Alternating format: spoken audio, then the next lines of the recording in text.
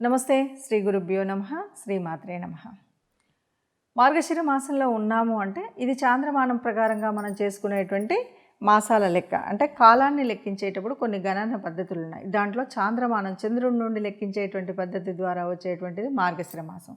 అలా కాకుండా సౌరమానం అంటే సూర్యుడి నుండి లెక్కించేటువంటి ఇంకొక పద్ధతి ఉంది. దాన్ని సౌరమానం అంటారు. ఈ సౌరమానం ప్రకారంగా లెక్కించుకున్నట్టయితే సూర్యుడు ఎప్పుడైతే ధనుసులోకి వస్తాడో అది ధనుర్మాసం అంటారు. సూర్యుడు ఎప్పుడైతే మరి మకరంలోకి వస్తాడో అది మకర సంక్రమణం అంటాం. ఇక్కడ ఈ సూర్యుడి యొక్క సంక్రమణం ద్వారానే మనం ఉత్తరాయణాన్ని దక్షిణాయనాన్ని మనం ఎంచుతూ ఉంటాం. నిజానికి సూర్యుడి యొక్క మనం అంటే ఈ తిరిగేటువంటి కాలచక్రం ఒక్క సంవత్సరం అయితే దేవతలకి ఒక్క రోజు అవుతుంది. అందుకని దేవతలకి రాత్రికాలం దక్షిణాయనంగాను ఉదయకాలం ఉత్తరకాలంగాను మనం చెప్తూ ఉంటాం. అలాంటి ఉత్తరాయణం రావాలంటే సూర్యుడు మకర సంక్రమణం చెందాలి. దానికంటే ముందున్నటువంటి రాశి ధనుస్సు. ఆ ధనుస్సులోకి రవి వచ్చినప్పుడు సూర్యుడు వచ్చినప్పుడు దాన్ని ధనుర్మాసము అంటారు.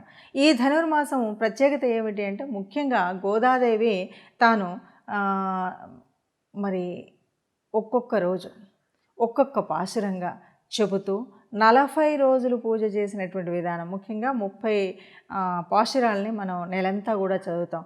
ఈ ధనుర్మాసం అంతా కూడా గోదాదేవి విష్ణుమూర్తులను పూజించడం ఆరాధించడం చేస్తూ ఉంటాం. శ్రీరంగనాథుడు శ్రీరంగపట్నంలో ఉన్నటువంటి శ్రీరంగనాథుడిలో ఐక్యమైనటువంటి తల్లి గోదాదేవి. ఆ మానవ రూపంలో ఉండి ఆ భగవంతుడిని కళ్యాణం చేసుకున్నటువంటి తల్లి. ఎక్కడో మరి పూలవనంలో పుట్టినటువంటి ఆ తల్లి తాను ధరించినటువంటి మాలలను స్వామికి ధరింపచేయగలిగినటువంటి తల్లి మరి గోదాదేవి. ఆ తల్లికి చెప్పినటువంటి పాశురాలన్నీ ఒక్కొక్క రోజు ఒక్కొక్క పాశురాన్ని చెప్పుకుంటూ ఇంకా నిష్ఠాగరిష్ఠులు వైష్ణవ సంప్రదాయంలో పూర్తిగా మునిగి తేలినటువంటి వారు ప్రతినిత్యం కూడా పాశురాలన్నీ చెప్పుకుంటూ ఉండేటువంటి పరిస్థితి కూడా ఉంది. అన్ని వైష్ణవాలయాల్లో కూడా చక్కగా ఈ పాశుర సంప్రదాయాన్ని పాటిస్తూ ఉంటారు.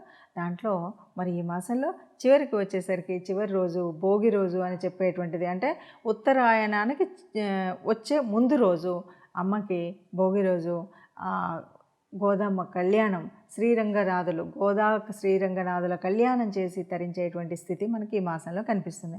అంటే మాసం అంతా కూడా పవిత్రంగా ప్రతినిత్యం స్నానం చేసి తల్లి గోదాదేవి ఒక్కొక్క పాశురంలో తాను ఎలాగా గోపికలందరితో కలిసి తాను కృష్ణుణ్ణి ఆరాధించడానికి కృష్ణ మార్గం వైపు వెళ్ళడం కోసం ఈ పావనమైనటువంటి భక్తి గంగలో మునగండి అని చెప్తూ అందరినీ ప్రేరేపించినటువంటి కథాకథనం ఈ శ్రీవ్రతం. ఈ శ్రీవ్రతాన్ని 30 రోజులు 30 పాశురాలు చదువుతూ ప్రతినిత్యం కూడా వైష్ణవ దేవాలయానికి వెళుతూ ఆచరించేటువంటి వ్రత విధానం మనకి ధనుర్మాసంలో కనిపిస్తుందండి. ఇది ధనుర్మాస విశిష్టత.